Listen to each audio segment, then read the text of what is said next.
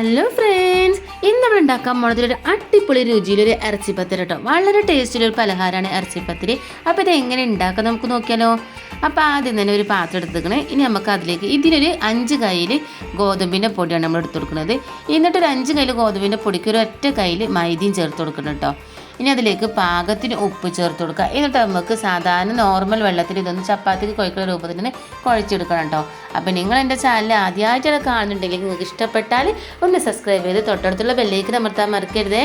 ഇനി ഇതിപ്പോൾ ഒന്ന് കുഴച്ച് നമുക്കൊരു മാറ്റി വെക്കാം. എന്നിട്ട് നമുക്കൊരു മസാല തയ്യാറാക്കണം. അതിന് വേണ്ടിയിട്ട് ഒരു ചട്ടി അടുപ്പത്ത് വെച്ചിരിക്കും കേട്ടോ. ഇനി അതിലേക്ക് കുറച്ച് ഓയിൽ ഒഴിച്ച് കൊടുക്കുക. ആ ഓയിൽ നല്ലോണം ഒന്ന് ചൂടായി വരട്ടെ. ചൂടായി വരുമ്പോൾ അതിലേക്ക് കൊത്തി അരിഞ്ഞ സവോള ചേർത്ത് കൊടുക്കുകയാണ് കേട്ടോ. ഒരു 3 സവോളയാണ് ചെറുതായിട്ട് ഞാൻ കൊത്തി അരിഞ്ഞെടുത്തിരിക്കുന്നത്. ഇനി അതിലേക്ക് നമുക്ക് കുറച്ച് കറിവേപ്പിനും കൂടി ചേർത്ത് കൊടുക്കണം. അപ്പോൾ കുറച്ച് കറിവേപ്പിന ചേർത്ത് കൊടുക്കുക. എന്നിട്ട് നമുക്ക് കുറച്ച് ഉപ്പ് ചേർത്ത് കൊടുക്കുക, പെട്ടെന്ന് വയന്ന് കിട്ടാനും വേണ്ടിയിട്ട്. ഇവിടെ ഉപ്പും ചേർത്ത് നല്ലോണം ഒന്ന് വഴറ്റിയെടുക്കണം കേട്ടോ. അപ്പോൾ സവോളയൊക്കെ ഒന്ന് വെന്ത് വന്നാൽ മതി. നല്ലോണം വഴറ്റിയെടുക്കാന്ന് പറയുമ്പോൾ സവോള വഴറ്റിനോടും സവോള കുറഞ്ഞു വരും. അപ്പോൾ സവോള ഒന്ന് വെന്ത് കിട്ടിയാൽ മതി. അപ്പോൾ വെന്ത് കിട്ടുന്ന സമയത്ത് നമുക്കതിലേക്ക് ഇഞ്ചിയും പച്ചമുളകും വെളുത്തുള്ളി ചതച്ചത് ചേർത്ത് കൊടുക്കുക. എന്നിട്ട് നല്ലപോലെ ഒന്ന് ഇളക്കി കൊടുക്കണം കേട്ടോ. അപ്പോൾ ഈ പലഹാരമൊക്കെ ഉണ്ടാക്കുമ്പോൾ ഇഞ്ചിയും വെളുത്തുള്ളിയും പച്ചമുളകും ചതച്ചത് ചേർക്കേക്കാൻ ഒന്നുകൂടി നല്ലത്. കാരണം ഈ പലഹാരമൊക്കെ ഇത് കഴിക്കുമ്പോൾ നമുക്ക് ഇഞ്ചിയൊക്കെ പെട്ടെന്ന് കടിക്കുമ്പോൾ ഒരു അസ്വസ്ഥത തോന്നും. അപ്പോൾ അതില്ലാതെക്കാനും വേണ്ടിയിട്ടാണ് നമ്മൾ ഇഞ്ചി പച്ചമുളകും വെളുത്തുള്ളി ചതച്ച് ചേർത്ത് കൊടുക്കുന്നത്. ഇനി നമുക്ക് അതിലേക്ക് ചേർത്ത് കൊടുക്കുന്നത് 1 സ്പൂണ് ബീഫ് മസാലയാണ്. ചെറിയൊരു സ്പൂണ് ബീഫ് മസാല, അതുപോലെ തന്നെ ഒരു 1/2 സ്പൂണ് മഞ്ഞൾപ്പൊടി, പിന്നെ 1/4 ടീസ്പൂണ് ഗരം മസാല, പിന്നെ 1 സ്പൂണ് കുരുമുളക് പൊടി. അപ്പോൾ ഞാൻ 1 ടീസ്പൂണ് ഇറച്ചി മസാല ബീഫിൻ്റെ മസാല, 1/2 സ്പൂണ് മഞ്ഞൾപ്പൊടി, പിന്നെ കുറച്ച് ഗരം മസാല, പിന്നെ എരിവിന് ആവശ്യമില്ല കുരുമുളക് പൊടിയാണ് ചേർക്കുന്നത്. ഈ 4 മസാലയും ചേർത്ത് നമുക്ക് നല്ലതുപോലെ ഇതൊന്ന് ഇളക്കി കൊടുക്കണം. അതിലെ പച്ചമുളകൊക്കെ പോകാനും വേണ്ടിയിട്ടാണ് നല്ലതുപോലെ ഒന്ന് ഇളക്കി കൊടുക്കണത്. അതിനുശേഷം നമ്മൾ ഉപ്പിട്ടാണ് വേവിച്ച ബീഫാട്ടോ. ബീഫ് നമ്മൾ മിക്സിയിൽ നല്ലോണം ക്രഷ് ചെയ്തിട്ട് ഇതുപോലെ പൊടിയായിട്ട് ക്രഷ് ചെയ്തെടുത്തിക്കണം കേട്ടോ. ഇനി അതിലേക്ക് ചേർത്ത് കൊടുക്കുന്നതിൽ നല്ലപോലെ ഒന്ന് ഇളക്കി കൊടുക്കണം കേട്ടോ. അപ്പോൾ ഇതുപോലെ ബീഫ് നമ്മൾ ക്രഷ് ചെയ്തെടുക്കുകയാണെങ്കിൽ എല്ലായിടത്തേക്കും ഒന്ന് ആകും ചെയ്യും. നമ്മൾ ഇറച്ചിപ്പത്തിക്ക് നല്ല ടേസ്റ്റും ഉണ്ടാവും കേട്ടോ. ഇനി ഇതുപോലെ നല്ലോണം ഇളക്കി കൊടുത്തിക്കണം. മസാല എല്ലായിടത്തേക്കും ഒന്ന് അയക്കണേ. ഇനി നമുക്കിതൊന്ന് വാങ്ങി വെക്കണം.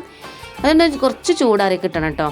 ഇനി നമുക്ക് ആദ്യം നമ്മൾ ഉണ്ടാക്കി വെച്ച പൊടി ഇതേപോലെ തന്നെ ഒരു ബോളുകളാക്കി, കുറച്ച് വലുപ്പത്തിലുള്ളൊരു 4-5 ബോളുകളാക്കി മാറ്റണം. അപ്പോൾ ഇതിന് നമുക്ക് ആ ബോളുകളാക്കി മാറ്റി വെച്ചിട്ട് ഒരു പണിയും കൂടി ഉണ്ട് കേട്ടോ. അപ്പോൾ ഇതുപോലെ തന്നെ ബോളുകളാക്കി മാറ്റി വെച്ചിക്കണേ. ഇനി നമുക്കൊരു പാത്രത്തിലേക്ക് 2 കോഴിമുട്ട ഇതേപോലെ ഒന്ന് പൊട്ടിച്ച് വയ്ക്കണം കേട്ടോ. അപ്പോൾ 2 കോഴിമുട്ട എന്ന് പറഞ്ഞത് ഞാൻ നമ്മൾ എത്ര എടുക്കുന്നത് അതിനനുസരിച്ചാണ്. അപ്പോൾ നിങ്ങൾ എത്ര പലഹാരം എടുക്കുന്നത് അതിനനുസരിച്ച് കോഴിമുട്ട ഇതേപോലെ തന്നെ കൂട്ടിയും കുറക്കും ചെയ്യാം. ഇനി അതിലേക്ക് നമുക്ക് 1 സ്പൂണ് പഞ്ചസാര, 1 സ്പൂണ് പഞ്ചസാരയിലേക്ക് ചേർത്ത് കൊടുക്കുക. മധുരം 2-3 സ്പൂൺ ആയാലും കുഴപ്പമൊന്നുമില്ല, നല്ല ടേസ്റ്റ് തന്നെ വെക്കാറ്. അപ്പോൾ മധുരം കുറച്ച് നമ്മൾ ഉപയോഗിക്കണം. നമുക്ക് കുറച്ച് മധുരമുള്ള ഇഷ്ടമുള്ളൂ. കൂടുതൽ മധുരമാണെങ്കിൽ കുഴപ്പമൊന്നുമില്ല കേട്ടോ. ഇനി 1 സ്പൂണ് മധുരം ഇട്ടതിന് ശേഷം നമുക്ക് ഇതുപോലെ നല്ലോണം സ്പൂൺ വെച്ചിട്ട് ഇതുപോലെ നിന്ന് പതപ്പിച്ചെടുക്കുകയാണ്. പതപ്പിച്ചിട്ടെടുത്ത ശേഷം നമുക്കിതൊന്ന് മാറ്റി വെക്കണം കേട്ടോ.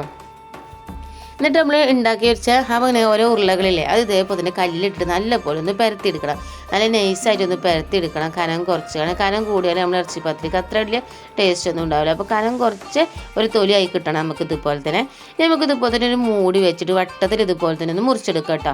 അപ്പോൾ വട്ടത്തിൽ മുറിച്ചെടുക്കാൻ ഞാൻ ക്യാമറയിൽ നോക്കിയാണ്. ഇത് ക്യാമറയിൽ വൃത്തിയാവണുണ്ടോ നോക്കാൻ വേണ്ടി ക്യാമറയിൽ നോക്കി മുറിച്ചപ്പോൾ തന്നെ നമ്മൾ ഒരു വട്ടത്തുമ്പോൾ വെച്ചാൽ തന്നെ മറ്റു വട്ടം മുറിച്ചപ്പോൾ ഒന്ന് വൃത്തിയാതെ കിട്ടിയിട്ടുണ്ട്. വൃത്തിയാതെ കിട്ടിയിട്ടില്ലെങ്കിൽ കുഴപ്പമില്ല. നമുക്ക് നല്ല ഇതേപോലെ തന്നെ വട്ടത്തിൽ മുറിച്ചെടുത്താൽ മതി. കടലങ്ങൾ ഇതുപോലെ തന്നെ ഒന്ന് ദിമത്തിന് തട്ടാതെ ഒന്ന് മുറിഞ്ഞ് കിട്ടിയിട്ടുണ്ട് കേട്ടോ. പിന്നെ അത് നിങ്ങൾ ശ്രദ്ധിച്ചിട്ടുണ്ട്. അതേപോലെ നമുക്ക് വട്ടം ഒന്ന് മുറിച്ചെടുത്താൽ മതി കേട്ടോ.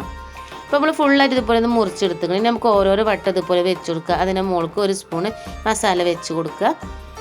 എന്നിട്ട് നമുക്ക് ഒരു പത്തിരിയും കൂടി എടുത്തതിന് ശേഷം നമുക്ക് അതിൻ്റെ മുകൾക്ക് ഒന്നുകൂടി വെച്ച് കൊടുക്കും കേട്ടോ. അപ്പോൾ ഇതിൻ്റെ പകരം ബീഫിൻ്റെ പകരങ്ങൾക്ക് ചിക്കനാണെങ്കിൽ ചേർക്കുക. ചിക്കനാണെങ്കിൽ നല്ല ടേസ്റ്റ് നിൽക്കണം. പക്ഷേ ഇറച്ചിപ്പത്തിരി എന്നൊക്കെ പറയുമ്പോൾ ബീഫ് ഉണ്ടാക്കുമ്പോഴേക്കാരം ഒന്നും കൂടി ടേസ്റ്റ് ഉണ്ടാവുക.